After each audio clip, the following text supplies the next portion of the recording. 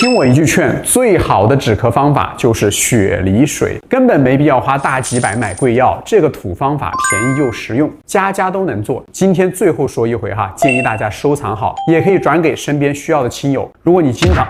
干咳、喉咙发痒、痰不多，或者咳嗽反反复复老不好，一遇到凉风就咳得更厉害，那可能是肺热引起的。你只需要准备1个梨切块，半根白萝卜切块，加上3片姜和几颗冰糖，放大约2瓶矿泉水的量，一起煮20分钟左右，就可以喝汤吃梨子。这碗水呢，能帮助润燥化痰，缓解干咳，特别适合秋冬季节嗓子干、咳不停的人。学会的朋友别着急划走，点个小红心，在评论区留下一句感恩，让我知道你来过。